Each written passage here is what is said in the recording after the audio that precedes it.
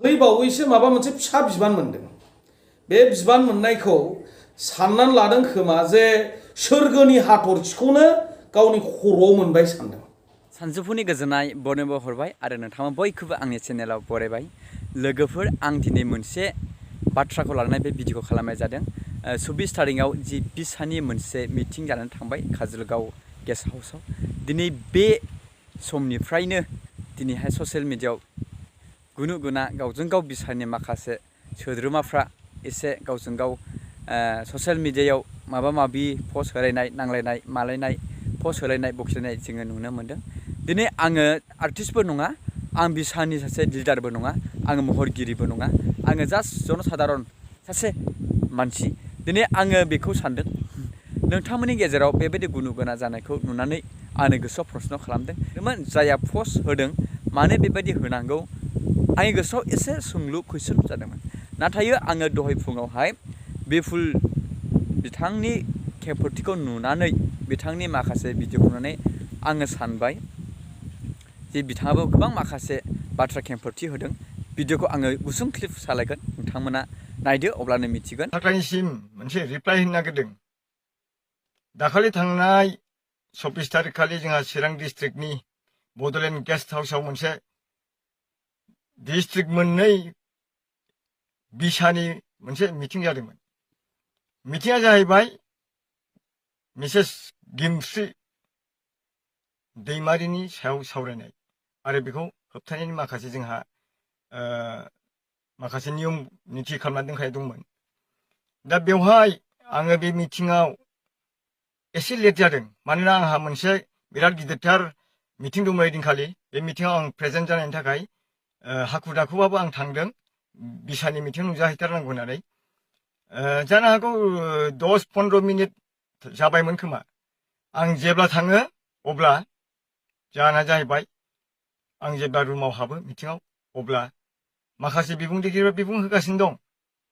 आं जेब्ला हाबनायजों लोगो लोगोनो बिबुंथि आं खोनादों जे आंनि खोमायाव, दिनै बे कुसुगाव, क'क्राझार डिस्ट्रिक्टनि कुसुगाव थान्दा बाजाराव मोनसे बैसागु खुंनायाव गेमस्रि दैमारिखौ लेंहरनायनि मोनसे माने टपिकखौ लानानै बिथांमोनहा लेक्सार होगासिनो दं, बिबुंथि लाखिगासिनो दं। थिग बे समाव आं खोनाहैबाय जे गेमस्रि दैमारिखौ लाबोनाया इउपिपिएलनि माखासे लिडारफोर, गुरलाब बारा जानायफोर, बिथांमोनहानो दिनै एन्टि ससियेल मानसिफोरखौ लायहोदों। इउपिपिएलनि लिडारफ्रा फैसा बांद्रायबाय, समाजाव गाज्रि गाज्रि मानसिफोरखौ बिथांमोनहा लाबोनानै दिनै बर' हारिनो मा दिन्थिनो नागिरदों, बायदिसिना लेक्सार होनायाव आं थाग थिग सहैदों। दा बाथ्रा जाबाय, अब्लाबो आं जेबो सानाखै। बाथ्रा जाबाय, जेला आङो रुमसिम थांनानै जिरायनो आं सियार नागिरो, अब्ला थाख्लाइनि खाथियाव आं थांदों। थाख्लाया अब्ला आंखौ बुंबावबाय, नै सासे फैबावबाय माथो इउपिपिएलआ, बेबायदि बुंबाय। अब्लाबो आं जेबो सानाखै। उनाव जिरायनायाव आंनाव जिरायनानै एसे ब्रेनाव नांबाय, आरो बे गेमस्रि दैमारिनि मिटिंआव दिनै इउपिपिएल, बिपिएफ, बिजेपि, कंग्रेस मा बाथ्रा? आं बेखौ दिनै क्लियार होनो नागिरदों जे नोंथांमोनहा गेमस्रिनि सायाव जुदि सावरायदोंब्ला, जोंनि बिसानि आर्टिस्टफोरनि सायाव सावरायदोंब्ला, सोरखौबा फाइन खालामनो नागिरदोंब्ला, बेवहाय लेक्सार एबा बिबुंथि होनायनि सिगां नोंथांमोनहा खर'आव एसे मेलेम थाग्रोनांगोन। बिपुल मुसाहारि बिथाङा गुरुबासानि, नाथाय बिथाङा क'क्राझार डिस्ट्रिक्टखौ मेनसन खालामनायनि थाखाय आं जोबोद दुखु मोनदों। बेवहाय क'क्राझार डिस्ट्रिक्टआ जे सोरखौबा एथ'ग्राब गाज्रि मोननानै बुंहैदों बे नङा। बिथाङा आंखौ मोनथिया जानो हागौ, बिथाङाथ' न' सिङाव थानानै माबा माबि लिरलाबायनानै जानो हागौ मोनसे मोननै प्रडिउस खालामदों, मोननै आरो साइज मोननैल'। बिथांखौथ' साफ्रोमाबो आर्टिस्ट होननानै मोनथिबाबो जानो हागौ। खारन मा, बिथाङा दाख्लै बावैसो माबा मोनसे फिसा बिबान मोनदों। बे बिबान मोननायखौ साननानै लादों खोमा जे सोरगोनि हाथरखिखौनो गावनि खर'आव मोनबाय सानदों। बिथाङा थोंजों मोनसे बाथ्राखौ, जोंनि बिसाखौ सरकारजों जाहाथे सोमोन्दोआ गाज्रि जाथों होननानै बे पस्टखौ लिरनाय जादों। आरो सोरनिबा कारेक्टारखौ बिथाङा थोंजोङै लिरनो हायाखैबाबो बिथाङा गाज्रि मोनसे लिरदों नोंसिनि आखुखौबो मोनथियो नोंनि इसिग्राब गाज्रि सान्थौखौ लानानै बे समाज सिबिनो दांखा बिपुल मुसाहारि रानख' नोंथांखौ दाख्लैबो सुबिदा होदोंमोन माथो मावजि बायदि थनथ्रनानै बबे खनायाव जिरायखुमानानै थायामोन नोंलाय मिटिंआव सोरबाया जुदि गाज्रि गोरोन्थि होनोबा मा होदों थाख्लाया माबादि बे जिनिसखौ नोङो दाबो सिनायनो हायाखै नों थाख्लाय नों सासे साथुवा मानसि सिनेमायाव जेरै साथुवा मोगथाङाव नों बिदि साथुवा थाख्लाय मिथिबाय नों आंखौ बेबायदि बुंनो नोंहा जेबो पावार गैया नों जेबो उदाय मानसि थाख्लाय नों सासे गोबोरखिनि एम्फौ नों गोबोरखि नों जेबो रोङा थाख्लाय नों बुंबावदो आंखौ जे बेखौ सिनाया माया बर' सावथुन जेनेबा सिनेमायाव मोननैसो माबा बानायदों बे थाख्लाय गोसोआव ला नोङो बिपुल मुसाहारिया नाम खामायखांनानै नामा जोबफिननानै थैबाय नै दासो बिपुल मुसाहारि गोदान जोनोम जाफिनदों मिथिबाय जेब्ला आं फिल्म बानायो नोंसोरो गुंग्राय सुरखैसो नायोमोन मिथिबाय थाख्लाय आंनि सिनेमाखौ गंगा हल नोंसिनि क'क्राझारनि गंगा हल नोंसिनि आर इण्डिया हलाव हाद्रि खुग्लुंलायनाय रायजो राजाफ्रा सापर्ट होनानै नायोमोन बिपुल मुसाहारि नोंनि फारसे बिराद दुखु मोननाय दं जोंनाव नोंखौ गोख्रोङै नोंनि फारसे डिसिसन लानांगौ दं समाजनि गुंले हाबा मावग्राफोरजों नोंहा सापर्ट दं जोङो बाहाय खुनु पलिटिकेल खुनु राजनितिक दलनि नाम लायाखै माखासे गुरलाब बारा जानायफोर सुबुंफोरखौसो आं फोरमायदों आंखौ गोख्रैनो जुदि चिरां डिस्ट्रिक्टनि सिने आर्टिस्ट सेसनाव दंब्ला बे बिथांखौ इमिडियेटलि आउट खालामनांगौ आरो लोगोसे बिसाया बिनि सायाव गोख्रों भाबै सावरायनांगौ मानोना बाहाय डिस्ट्रिक्ट मेनटेन जानो नाङा नोंखौथ' खर' गारिसोमोन नोंनि नामा बोरै थाख्लाय जाखो थाख्लाय बानलुनो थाख्लाय बोरमाला नों दिनैनिफ्राय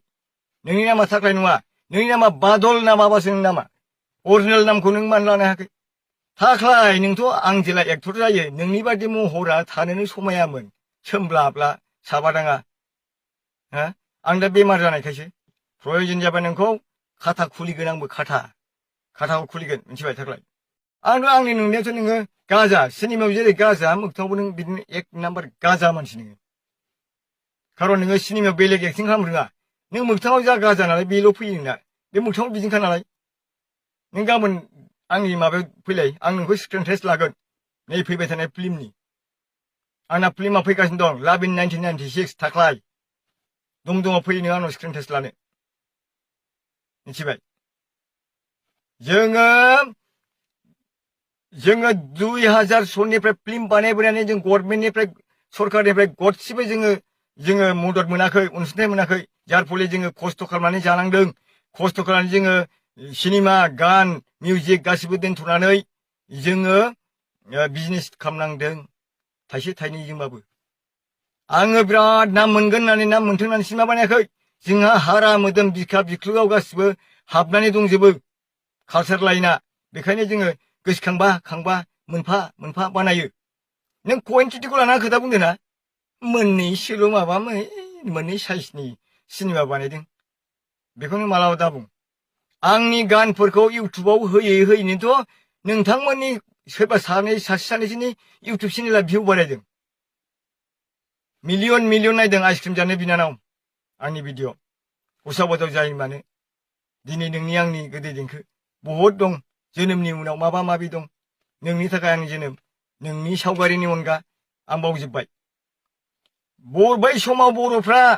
मडार्न स्टाइलनि एक्टर गैयामोन जों ओंखारनायनिफ्रायसो मडार्न जाबोदों बर'फ्रा मिथिबाय थाख्लाय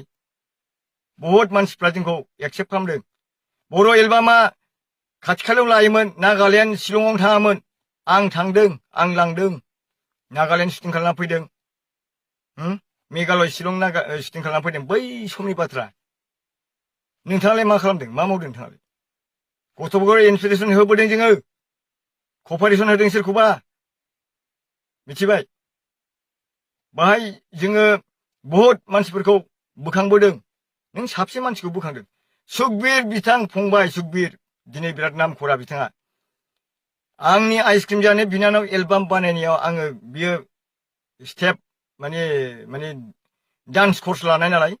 स्टेप थाब थाब बानायनो रोङोमोन सुखबिरखौ आं करिय'ग्राफ लाबोदों ग्रुप डान्स दंमोन बिहा बेवहाय फार्स्ट टाइम आं सुखबिरखौ गान दोंसे होदों दै दिनै सुखबिरा खाफाल खुलिदों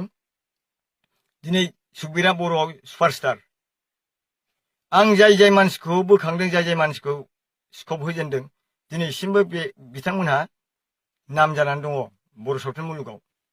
थाख्लाय नों साबसे मानसिखौ खालामदों बुंलाय नोङो साबसे मानसिखौ खालामदों नोङो दिनै सों थाख्लाय नोंसोरनि बे मावजि बायदि सिरि सिरि गिदिंनायखौ जों फसाया जों सुखुवा जोङो फिल्म बानायबोनायाव एक्ट्रेसफोरजों फंनैबो रायलायामोन फंनैबो नोंसिनाथ' दा डिजिटेल जुगाव सिनेमा जोब्बाथाय लाद्रा लुद्रा धाबायाव लोंहैबाय ओरै आलासि जालायनाय ओरै माबालायनाय साफ्रोमबो नङा दै थाख्लाय खिन्थु नोंखौथ' आं प्रुफबोनो हायो आं दिनै बुंथ'ला जोंनि दिनाव एक्टरा आलादा एक्ट्रेस आलादा थांबाय गार्जेन थायो बिमा बिफा थायो बास केमेरा रलिं एक्सन बास एक्टिं खालामबाय फैबाय दानि स्टेन्डार्डजों गोदोनि स्टेन्डार्डजों बेसेबां डिफारेन्स नों बेखौ बुंबा लाजिनांगोन थाख्लाय खिन्थु नों आंखौ जानला माला दाबुं दिनै आं नोंनि थाखायसो आं भिडिअखौ लाबोदों थाख्लाय मिथिबाय आरो बहुद बुंबावनांगौ बाथ्रा दंमोन आं दिनै बुंबावलासो दा बिसाखौ स्ट्रं खालामनांगौबा बिदि नङा खौसे लाबोनांगौबा बिदि नङा रेसपेक्टबो होनांगोन सिनियर आर्टिस्टफोरखौ नोङो बिलकुल रेसपेक्ट होनो रोङा मानसिखौ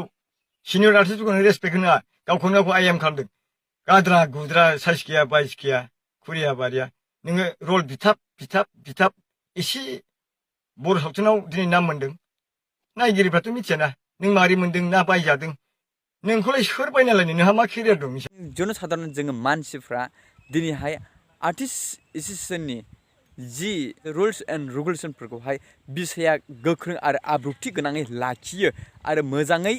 माखासे मावनांगौफोरखौ मावनो थाखाय बे बिसा मोनसे आफादा महरगिरिफोरनि मोजां गाज्रिखौ सिन्था खालामनानै बेखौ मावो आरो गाहामैनो मावो बेखौ सानोमोन नाथाय दिनैहाय नोंथांमोन बायदि साननो हनो गोरों नोंथांमोन बायदि बर' आर्टिस्ट एसोसिएशननि माखासे मावगिरि बिथांमोनानो जुदि गोजौ लेभेलावनो ससियेल मिडियायाव दिनैबो नांलायनाय गाबोनबो खमलायनाय बेले बेजे जुदि नुजाबाय थायोब्ला दिनैहाय जोङो एसे गोसोआवहाय दुखु मोनो जों गोसोआव एसे साननाय फैदों जुदि नोंसोरनो बेबायदि गोजौ लेभेलावहाय बेबायदि गावजों गावनो जुदि एना एनि जालायबाय थायोब्ला अब्ला नोंसोरो माब्रैहाय जाखांफुनाय दानि माखासे लाइमोनफोरखौ जों अडियेन्सफोरखौ नायग्राफोरखौ माबोरै बानजायनो आरो माबोरैहाय मोजां आरो गोख्रोङै दिन्थिनो आरो माबोरैहाय महरगिरिफोरखौहाय मोजाङै फोरोंनो दिनै साननांगौ बाथ्रा दिनै बेबायदि बुलुं जायोब्ला महरगिरिफोरखौ माबोरै फोरोंनो बे सानैनि भिडिअखौ लानानै आं दा सोमोनांदों आं कनफिउस जादों सोरनि माब्रै सोरनि मा जाखो दा आं बेवहाय बुजिदों आंल' नङा गासै रायजो राजाफ्रा दिनै बुजिदों दि बिसायावहाय गोजौ लेभेलाव गोजौ थाखोआवनो दिनै गोरोबलायनाय गैया नामा प्रश्न फैदों एसे एनै जुदि जालायनायखौहाय नोंथांमोना जुदि सुरायलायनो हायाब्ला गासैखौबो जुदि बिसानिफ्राय एरख'जोबोब्ला बेन खालामजोबोब्ला मा जानो उनाव मा जालांगोन साननांगौ बाथ्राया बयहाबो जानानै फैदों जाहाथे आंनि साननाया बे आङो राजनितिनि बाथ्राबो बुंनो साना आरो आङो बिसानि जेबो मेम्बारबो नङा महरगिरिबो नङा दा आङो जन साधारन मानसि हिसाबै बेखौल' लुबैदों दि जोङो पाब्लिक जन साधारन जोङो पाब्लिकफ्रा जाहाथे बेबायदि जाया आरो जोंनि जि हारिमु राव आरो जोंनि गासैबो सोदोमस्रिया जेन थांनानै थायो नोंथांमोननि गेजेरजों आरो नोंथांमोननि बिसानि गेजेरजों जोंनि महरगिरिफोरनि माखासे आब्रुथि आरो डिसिप्लिना अरायसम थायो आं बेखौसो लुबैयो